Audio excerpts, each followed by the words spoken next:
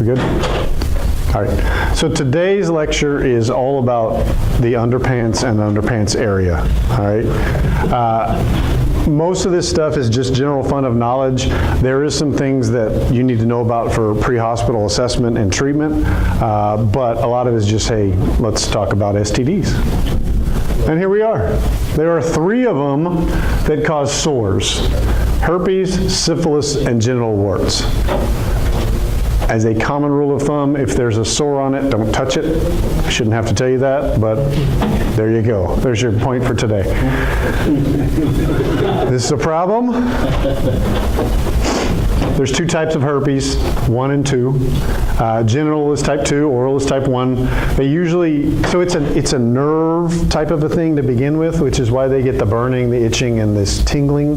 Then they get systemic stuff, fevers, weakness, headache, body aches, lymph nodes swell, all in the first episode. Then you get the recurrences. But after exposure, it takes 2 to 7 days to get herpes, so you're not going to find it right away.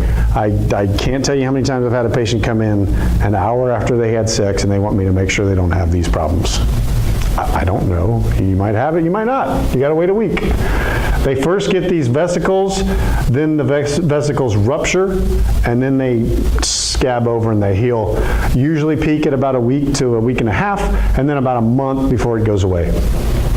Are they contagious when they have the blisters? Technically, but high risk contagiousness happens when the sore's there, because they shed the virus through the open sore. And so if the blisters are there, they're not really shedding the virus. 60–90% come back. They can shed it during asymptomatic as well as recurrence, but it's much more in recurrence. 1 in 5 sexually active adults are infected.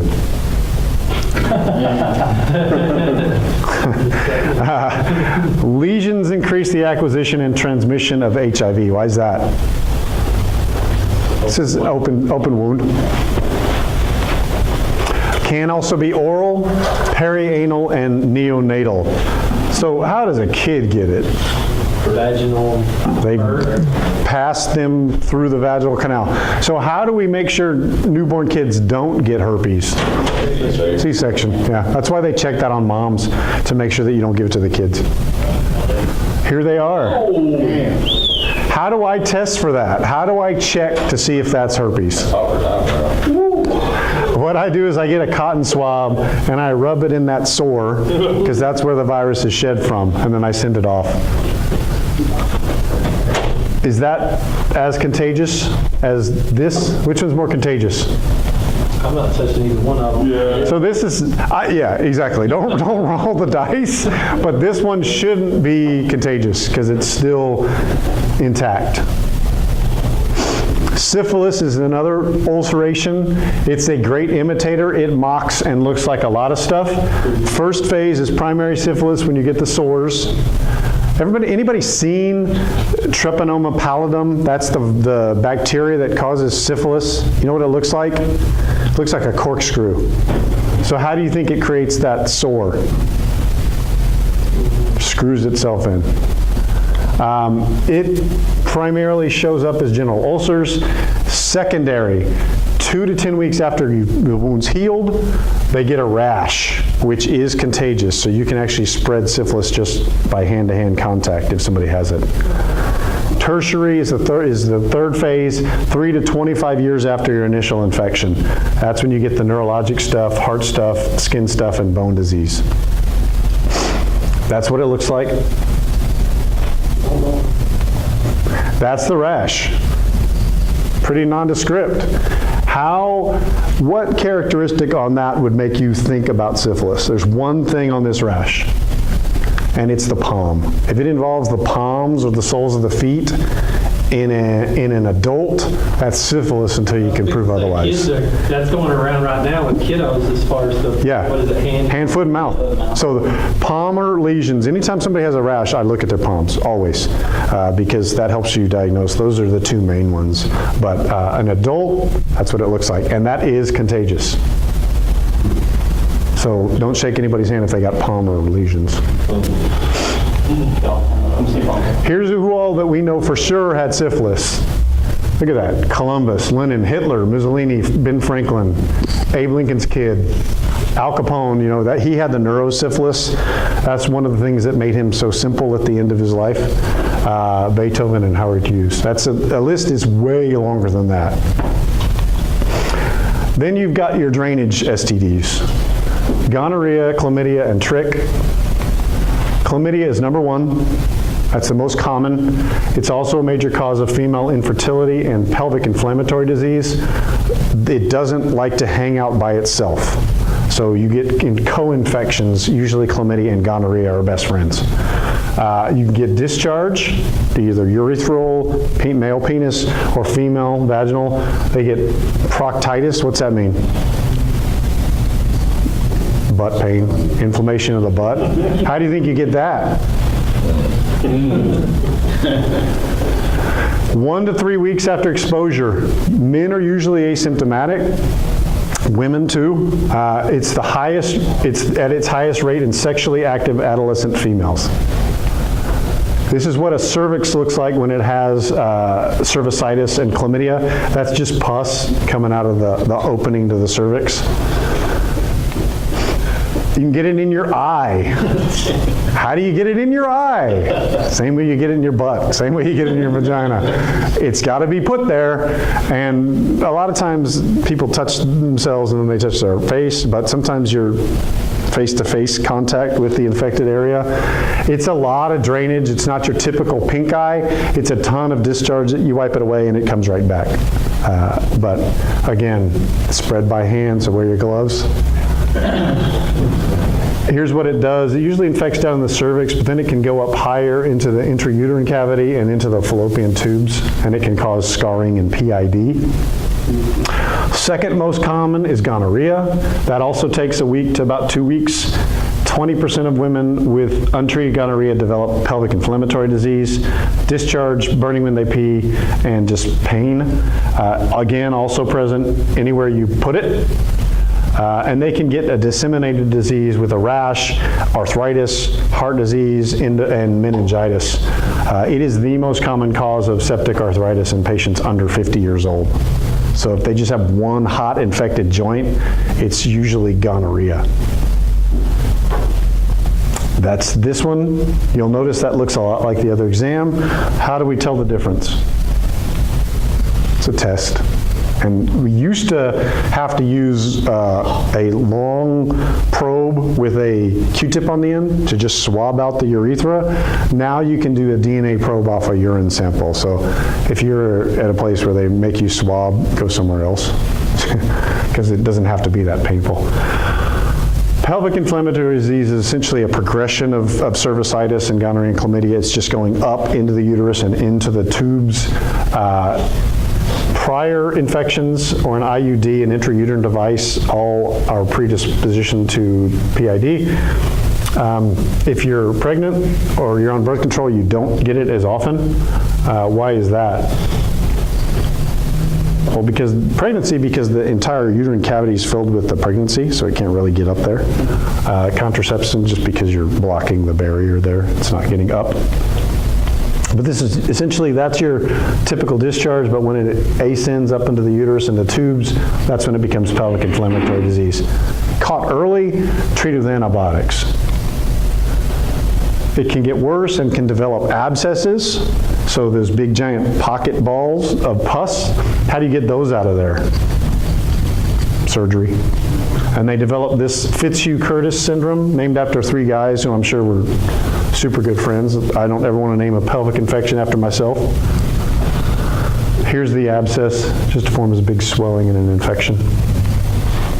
Fitzhugh-Curtis is when, so the uterus has these tubes that are wide open, so things can go in the tubes, but things can also come out. So if there's an infection and the pus goes out, it just starts draining into the abdominal cavity and essentially fills the belly up with pus, and it can directly spread to other areas in the abdominal cavity, like around the liver. So if it's around the liver, then you get pain to your right upper quadrant and to the shoulder, because that's where the nerve goes. And then they get these weird violin string adhesions that you'll see here. That's all pus in the abdominal cavity. That's the diaphragm, and that's the liver below it. So that's just full of pus, and it's developed this scar tissue connecting the diaphragm to the liver. You can only see that on endoscopy or a surgery, but that's why they get the weird shoulder pain with PID, because it's so inflamed. Lots of calls on pelvic pain, right? You guys probably get called out to 20 to 40-year-old females with a lower pelvic pain. Lots of different possibilities. The big things that you need to make sure they're not having is when something pops. And the big things you worry about popping are blood vessels and hollow organs. So, of all the pelvic issues, what do you think the number one thing you have to make sure they're not having is? Ectopic, because that's what pops then, a very vascular structure, and they can bleed to death. Here's your typical cycle. Here's the beginning.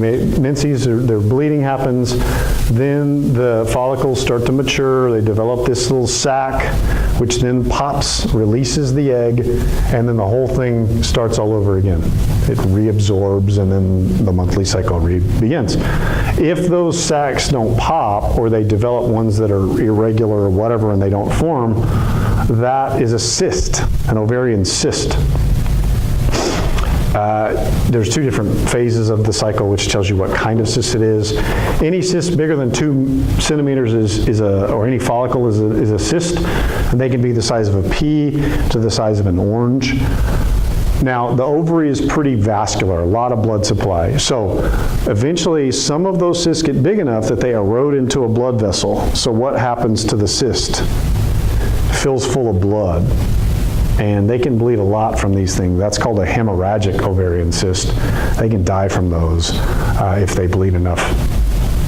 Their cysts are pelvic pain, sometimes bleeding. It's just this nonspecific fullness.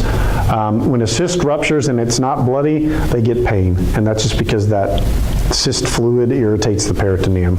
It usually resolves spontaneously, but when they hemorrhage, they can get shocky, and need emergent surgery.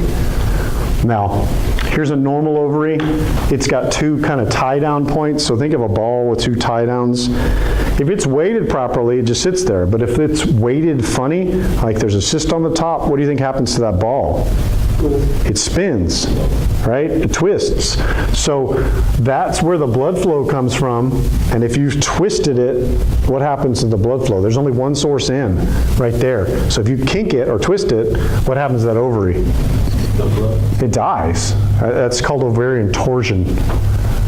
And that's just because the cyst put it off balance. Now, here's a hemorrhagic cyst. That's a lot of blood. And you'll see there's a lot of vessels in it. So you can tell when these things pop, they go bad quickly. How do I figure these out in the ER? I check your blood counts, but an ultrasound is a way. You can tell the difference between normal cystic fluid and hemorrhagic cystic fluid on an ultrasound. That's how we'll figure it out.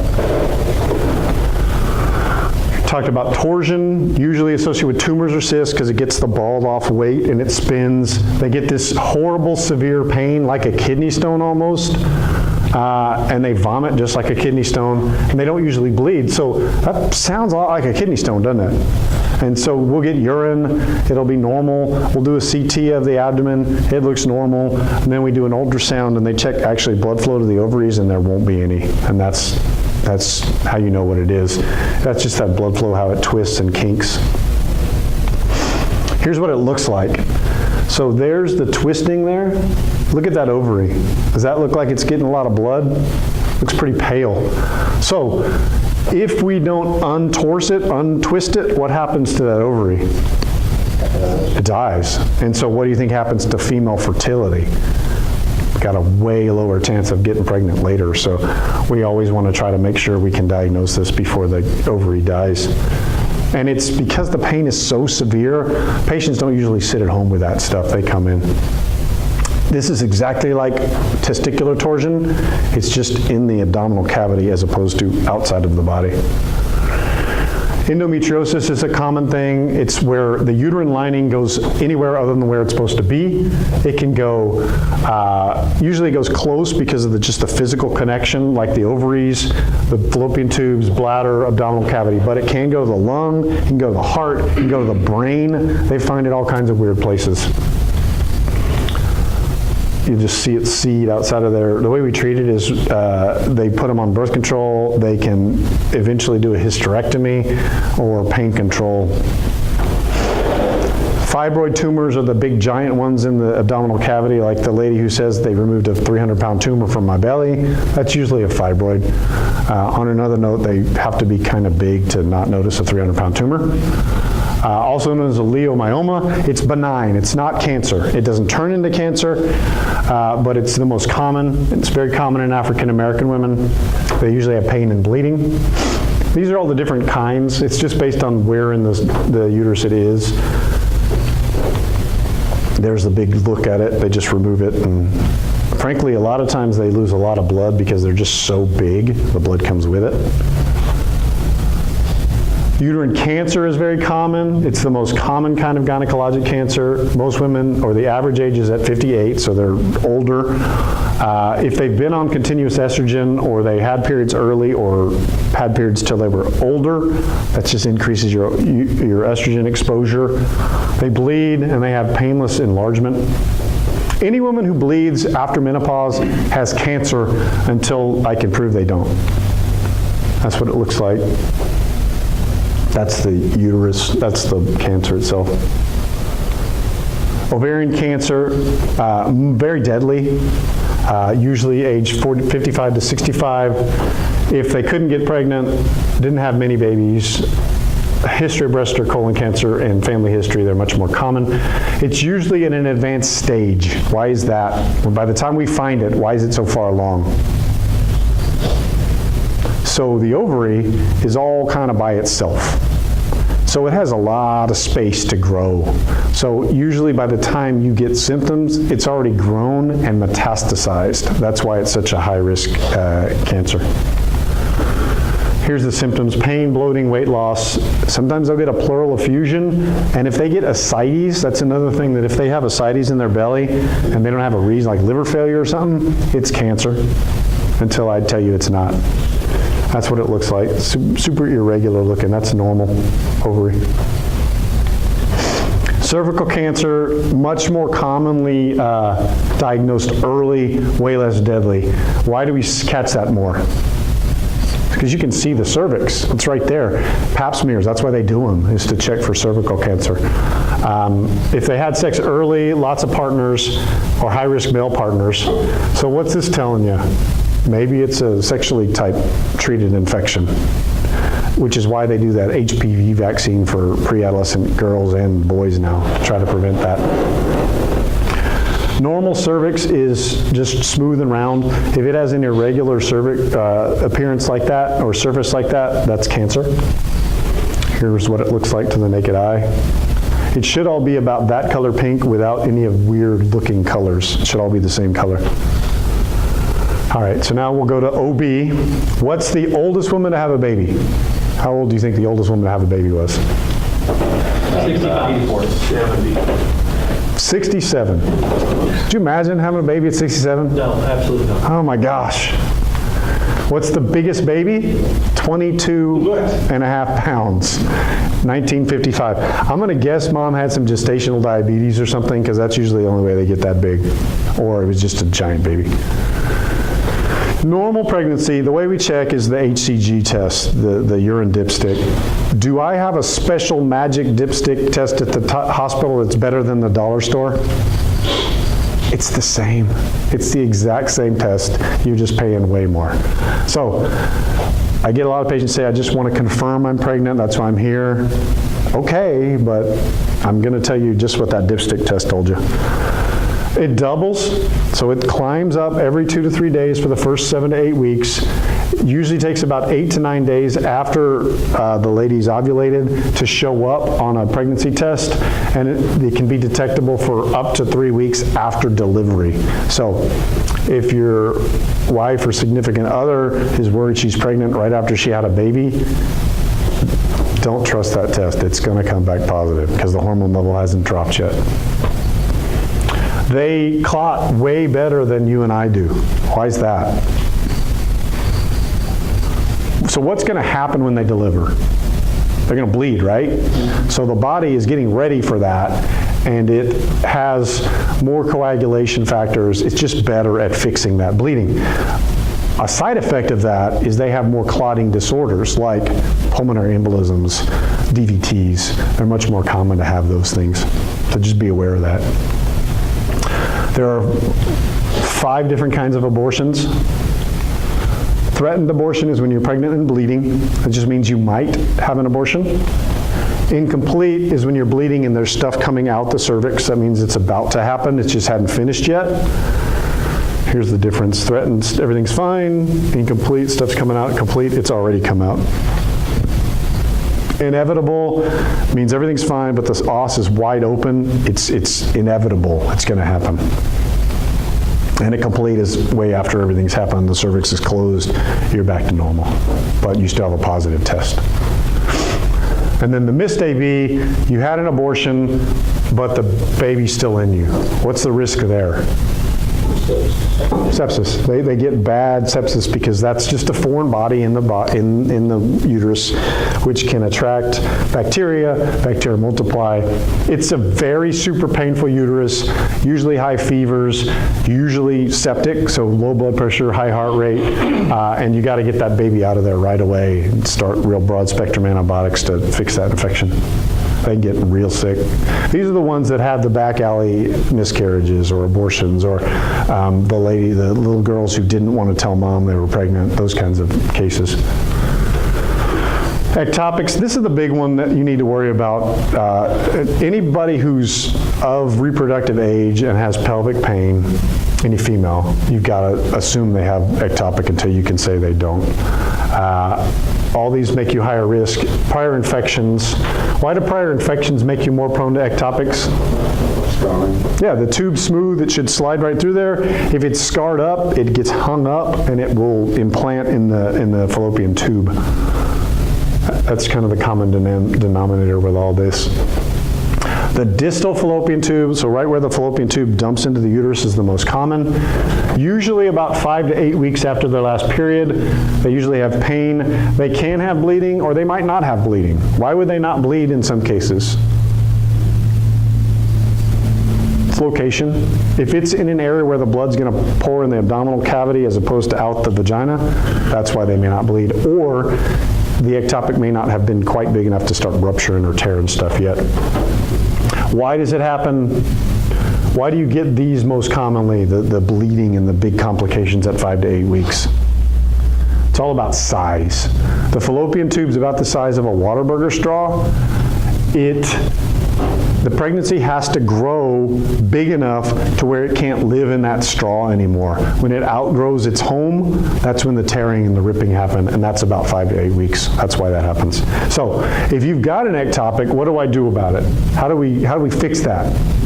I get this question a lot from the patients. Can you move it somewhere else? Can we do that?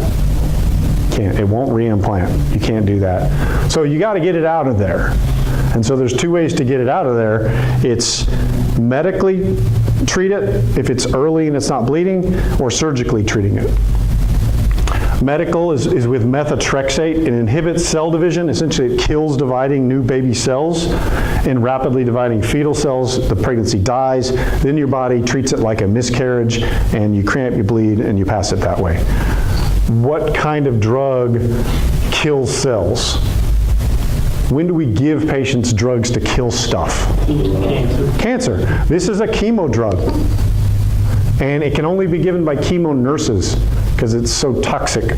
And so in the ER, we have to wait for the nurses to come down from oncology to give the methotrexate. But it fails a third of the time.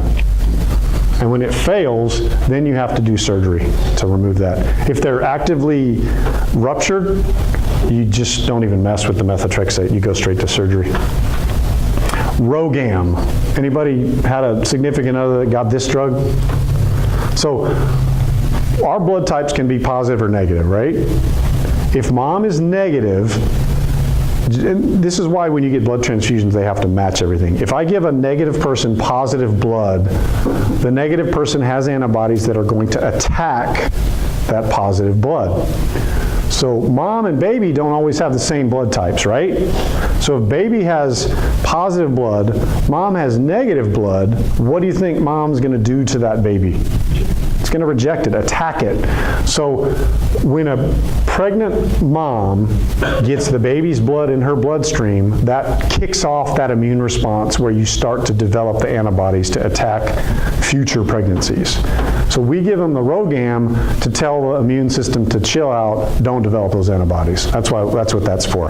Mom has to be negative. If mom's positive, you don't worry about it. The baby will actually develop a hemolytic anemia, their spleen gets giant, and they die. That's how it works if you don't treat it properly. Rarely seen, it's a molar pregnancy is when a lady gets a pregnancy test but there's no baby. It's a non-viable fertilized egg that implants. The sperm combines to an egg that has no DNA. So sperm has 23 chromosomes and egg has 23 chromosomes to make 46. When the sperm combines with an egg without its DNA, it says, you know what, let me double mine, so we get up to 46. And it creates this complete set that is just a genetic monster. And it grows into this weird mass, and it looks like a grape cluster. That's a molar pregnancy. Just weird looking thing. So they'll get this positive pregnancy test, super high HCG levels usually, and then an ultrasound that shows this. They go on to abort it usually. So placenta, when you get pregnant, the placenta grows, it implants into the uterine wall. It's a very vascular structure, about probably this big around, and it can bleed a ton. So when it rips away from the uterine wall, that's what abruption is, and they bleed, they have pain, they have contractions. It can be spontaneous, where it just happens on its own, or trauma does it. Here's your normal placenta, there's the abruption. So you can see that's a big area, surface area where blood can exchange back and forth. So if you just separate a little, it's probably not a problem. But if you separate a bunch, then the baby won't get the blood supply it needs and it can die. Previa, that placenta, implants over the os, the opening. So when mom goes into labor, what happens to the placenta? So the cervix is opening, the placenta is not moving.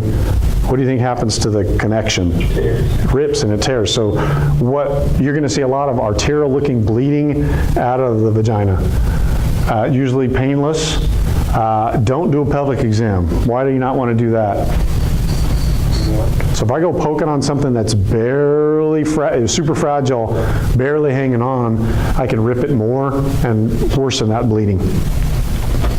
Here's what it does. When it connects just barely over the opening, that's called a marginal previa. When it completely occludes it, it's called a complete previa. So do we want that lady going into labor? So how does she get delivered? Yeah, you want to prevent that from opening. And they do, that's why you get all those ultrasounds throughout the course of pregnancy, because the placenta kind of migrates a little bit as the uterus grows. So you'll see it move into areas, so you always want to make sure you don't have the previa. That's one of the reasons they do that. Gravity has nothing to do with it moving? It's about just how the uterus grows and the baby and everything. Preeclampsia and eclampsia are the same disease spectrum. What's the difference between the two? Seizures. How many pregnant ladies have swollen extremities? Like all of them, right? So pretty much that you can assume that's there in all of them. You check protein in the urine, and if they have hypertension and they're over 20 weeks, they're preeclamptic. If they seize, they're eclamptic. And it can last up to 3 weeks after delivery. Know that even if they've delivered, you've got up to 3 weeks to still have that eclampsia. How do we fix preeclampsia and eclampsia long term? You get the baby out. That's the only way to fix it. It's a vasospastic disease. We don't really know why, what causes it, but the vessels are spasming and cause some in-organ stuff. They can get HELP syndrome, which is a variant. That just stands for other stuff. They get hemolysis, so a low H&H. They get elevated liver enzymes and low platelets. Still, magnesium is our drug of choice in pregnancy-related emergencies for the most part. Appendicitis in a pregnant lady. Normal people, where's the pain? Right lower quadrant. Pregnant ladies, maybe up high. It depends on where the uterus has moved the appendix to. Just as common as when you're pregnant as when you're not. And it's usually a delayed diagnosis because we assume it's pregnancy-related pain or something like that. So it'll be perf more, the baby will die more often, mom will die more often because we just don't catch it as quickly. And we don't want to do a CAT scan on a pregnant lady, so how do we find it? Ultrasound is okay, but if the uterus is in the way, you won't see it. But that's our first one. But if that doesn't work, MRI is the next one. You better, from my end, I'd better make sure that's appendicitis when I call the surgeon because they don't want to operate on a pregnant lady. Don't want to go bucket around there when the uterus is giant because it's way harder. Trauma, initial care is the same as non-pregnancy because if you don't stabilize mom, doesn't matter what's going on with the baby. So you treat it the same. You still do all the same x-rays, everything you normally would in a trauma. Drug categories A through X. Category A is safe. There's very few of those. The majority fall into these two categories, and for the most part, we use B and C drugs in pregnancy. You don't want to give aspirin, NSAIDs, tetracycline, ACE inhibitors. Here's a big one, which kind of makes sense. You don't want to give blood thinners to a lady who's going to bleed, right? On a side note, do you know why that's called warfarin? You know what warfarin is? What the other name of it? It's Coumadin. Warfarin's the name brand. You know why it's called warfarin? So these farmers in Wisconsin noticed that all their dairy cows were bleeding and they wouldn't stop bleeding. Okay, well there was something on the clover that made them bleed. They were smart enough to talk to the right people. They figured out what it was and they used that component to make warfarin as a blood thinner. That stands for Wisconsin Area Regional Farmers. That's the WARF part. And they still get money for that. So that's how the warfarin name came from. That has nothing to do with today's lecture.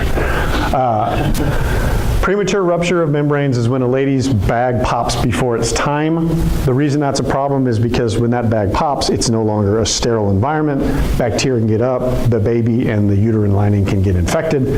So you don't want to stick your finger up there because it introduces bacteria. Certainly not a not sterile glove. They go into labor early. Because the sac's ruptured, the cord can come out, and so they can get prolapse cord and then the infection. Here's a big one, the umbilical cord prolapse. Rarely seen, but if it is, what do you do about it? You push the baby up. How long do you push the baby up? Until the baby's gone or somebody takes it over. That's the super medical technique. There it is. Now, when a woman delivers, lots of open blood vessels. Those open blood vessels, stuff comes out, but stuff can still go in as well. The amniotic fluid can go in the bloodstream and cause an embolism. They get strokes, PEs, heart attacks. It's rare, but it's super bad because I can't do anything about it. Supportive care is the only thing you can do for those. But they can have a lot of things. You get a sick lady who just delivered, you need to make sure that's not what's going on. Usually not, and not like days later, but hours later. I would be shocked if they've gone home and you get called to deal with these patients. But if you are, that's something you got to rule out. They bleed after they deliver because it's a super bloody organ, the uterus, and that's why we massage the uterus after women deliver, is to get that uterus to cramp back down so the bleeding stops. Sometimes it doesn't, it just stays a super floppy muscle and it just bleeds and bleeds and bleeds. Or when they contract, it rips through the uterus and they bleed there.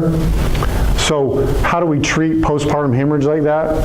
We give them blood to fill our tank back up. We treat the source of infection, which is usually remove the uterus if it's bad enough. You have to do a hysterectomy right away. All right. So perimortem C-section. Anybody ever seen or done one of these? It's a mom who codes, the baby's still alive. So if you don't get the baby out, they're for sure dead. I've had one of these in my career. MedStar brought me something from super East Fort Worth. It was a lady, roughly 35 weeks pregnant. Husband went to work 8 a.m., came home at 5, found her on the floor. Don't really know her downtime. They worked her. I get the call in the ambulance. You got a 30-year-old post-arrest patient. Okay. They worked her in the field about 30 minutes. I get her and I pull the sheet back, and only then did I find out she was pregnant and super pregnant. So she was gone at that point. So you just do a quick vertical incision, you cut through the uterus and the abdomen, and you pull the baby out, and then you start resuscitating a newborn baby. Didn't go well because the arrest to delivery time, you got to get them out under 20 minutes.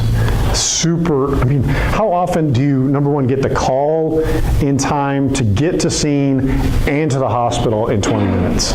Never. It's just not, it's not going to happen. Usually it only happens if they've done it in the hospital. But I did it. Do you think that was bloody or not? It wasn't. Why do you think it wasn't bloody? Yep.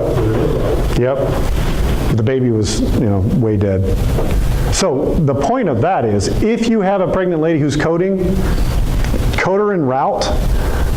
Don't worry about your scene time. Just get out of there and get her to the hospital, because you've got 20 minutes. All right, now the penis section of the issues here. Phimosis versus paraphimosis.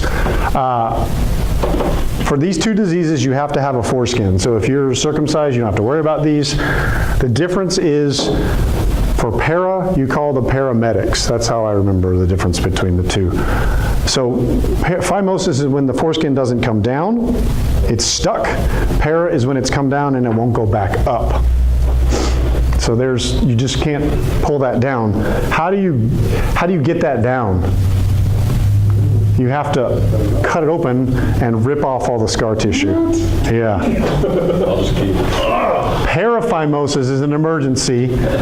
It's when the foreskin's retracted and it won't go back up. It's a tourniquet. So the glands of your penis will necrose and die. So how do I fix that? Another cut? Another cut. There's a nerve on the top of the penis called the dorsal nerve that you inject and anesthetize, and it'll make the whole thing numb.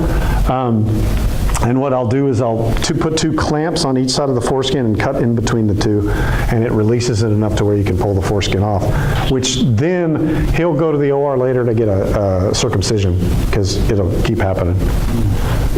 Now, typically, men like to try to fix things on their own at home before it gets to be a problem. So do you think they come in right away, or after it looks like a hot mess down there? It's the hot mess option. And so it's usually swollen to the point they're like, I don't know what I'm looking at here. And that's the difference, para versus phimosis. They get hair bands, little newborn kids, because kids, we've all seen them. Some come out looking super hairy, right? So they shed hair in the sac just like they would outside. So that hair's floating around in the fluid, and it can wrap around extremities, toes, penises, fingers. So if you've got a 1-month-old kid who won't stop crying, we completely expose everything to make sure they don't have these hair bands. Not the 80s hairband, but these. And the way we fix it is we cut the hairband. That's all you do. You just cut it, and because it's acting as a tourniquet, and it hurts like the devil. Rare, but I usually will see them on the toes. Moms have to look at the genitals way more because they're changing diapers all the time. The toes you may neglect for a while. You don't see them, pay quite as much attention to them. The big broken penis. Anybody seen one of those? So it usually happens, women on top, man on bottom. The weight comes down, penis bends, and it can bend no more. So these sacs, these two blood-filled sacs on the side of the penis, rip or pop open. So that's why they say it broke, because they hear it. They hear the pop, they hear the snap. And then if the tear goes through the urethra, they'll actually bleed out of the penis, and it has to be fixed surgically. This is a real x-ray. Again, the penis does not have a bone. So what's the story here? How do you think that got in there? That is an experimental gentleman who thought it would be a good idea to put a chicken drumstick up his wiener. Anybody ever seen a broken chicken bone? Are they pointy or are they smooth? They splinter, right? So there's a lot of decisions here that went horrible for this gentleman, but they're going to have to get that out, and Lord knows how many fragments, bony fragments, he's going to have his penis after. It's just awful. But here's these are the two sacs that rip, and then as they heal, it can scar and they get a curve when the erection happens. So when it tears, the urologist has to fix that sac. What do you think happens if you get an erection after that sac's been surgically fixed? Hurts, bleeds, rips, new incisions. So you try to do your best to avoid excitation. That's what it looks like.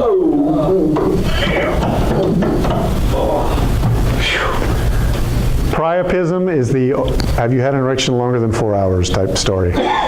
So again, it's back to those fluid-filled sacs. Those sacs, what happens, the valve opens, blood comes in, valve closes, stays there, and then when you're done, the valve releases, blood leaves. Sometimes that system doesn't work quite as well as it should, and so it stays in there. So I got to deflate it. How do you deflate it?